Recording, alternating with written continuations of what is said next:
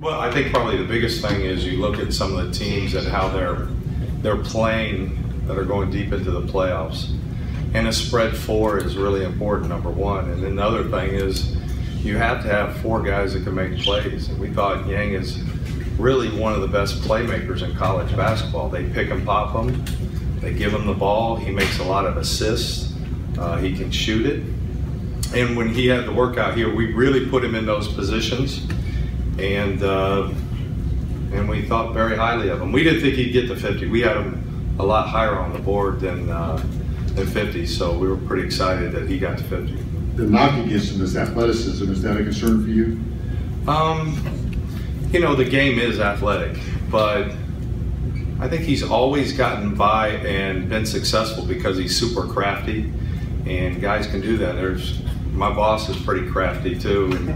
And, he actually said we were going to draft a Boston guy, so he's a Boston guy and we were going to draft him, but he's super crafty. He knows how to use his body. He's got the spin moves. He does all that, and he knows how to be in the right position on the defense too. So we needed that. At the end of the year, we said, God, we need to really improve our overall team IQ, and so that was something we wanted to get accomplished with 50.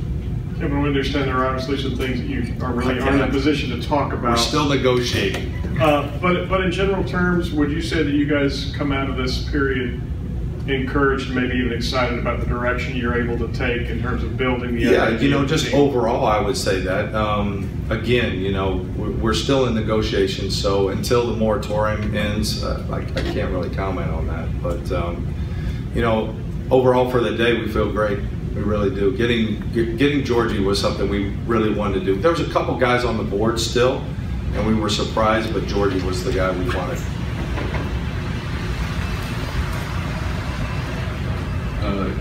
Kevin, understanding the decision making, I know you can't speak about the back end, but to trade away the 20th pick, the draft and how the flow went, did that go to where you guys' plans were as far as making that decision? Yeah, Nate, you know, I would say this about the draft, that because there were so many teams, well, there were multiple teams with many picks, that they were not in control, but they were getting a lot of incoming calls. You could tell that. And it broke one way early, and it changed the whole draft, to be honest with you. And some of those teams with multiple picks, instead of getting guys that could help them today, we're looking to the future and stash guys.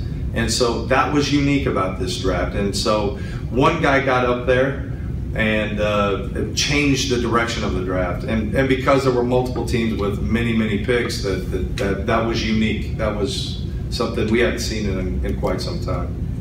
Because of what you just mentioned and the way multiple teams had multiple picks, how much conversations did you guys have about trading before making the decision this afternoon? Well, you know, Ryan Carr, our director of scouting, does a great job of, first of all, and our scouts do a great job of, number one, getting our rankings and how we feel about players. So we do our 1 through 30, and we have our positional rankings.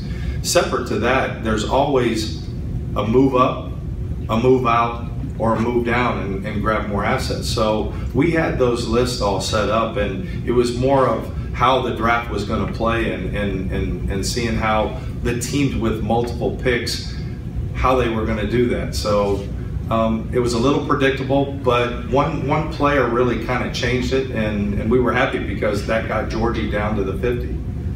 So unique draft, very unique this year. Kevin, you've got guys, you got teams drafting guys that aren't really going to be on their team, wearing a ball cap, that they're not going to play for that team.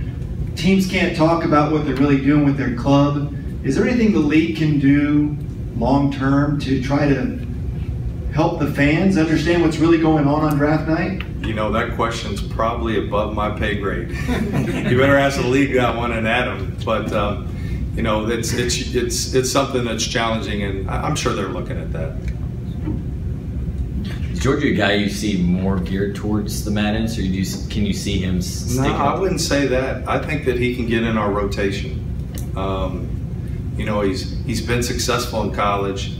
A lot of times people we'll look at analytics and say, you know, go for the younger player. We've never believed that. We've drafted guys that have gone on 4 years and had successful careers, and you know, his game translates because he can shoot and make plays. And teams that are successful right now put 4 guys and sometimes 5 guys that can make plays, and he can make plays. He's a point forward that way.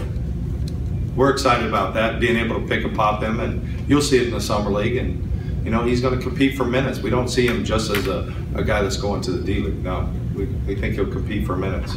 Kevin, as you look at this roster now, where do you feel more comfortable playing the smaller type game, and what does this team still need to be able to do going forward to get where you need it? Well, I think it's a little bit of a misnomer of saying, okay, we're going to go small or we're going to go big. I think every team has matchups against other teams that seem to work.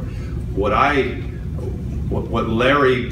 we want is to be able to put a team out there that has multiple playmakers. That's what's being successful. Doesn't matter if you're 7 foot or 5'5". It's putting guys out there that can make plays because of switching defenses and the way they're zoning up on the weak side. You got to have guys that can make plays, or else they take you out of your offense really quick. And you know, Georgie can do that. We wanted a playmaker. Kevin, I know workouts aren't the be-all, end-all, but you had Georgie in here against some bigger guys and Diallo and Bryce Johnson and Zizic. Did you take anything away or learn anything from watching him match up with those guys? Yeah, we figured that he's a pretty good player. He's, again, you know, the big thing for us was, you know, the pick and roll game in the NBA is, you know, 60, 70%, whatever it is.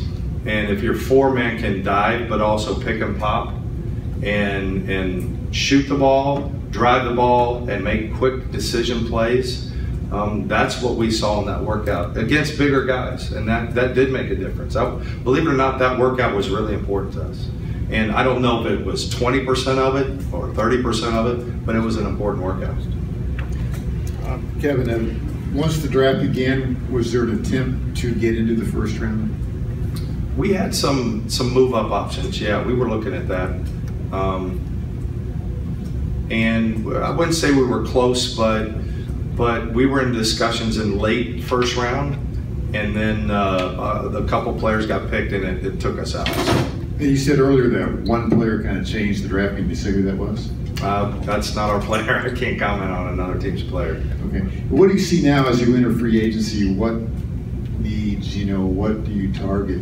What's available? Well, usually right now, you know, we've had 2 picks in the past. You know, we picked Georgie and still working on some things, so it's sort of depending on what happens with those other negotiations. I was going to ask about, you know, non-drafted players. Yeah, we're looking at, as soon as I leave here, we're going to talk about, you know, with our general manager of Fort Wayne, we're going to sit down, we're going to talk about players that didn't get drafted and start building players that can swing both ways, so that can play for us, and maybe we sign and then get affiliate rights. So we're looking at that right now.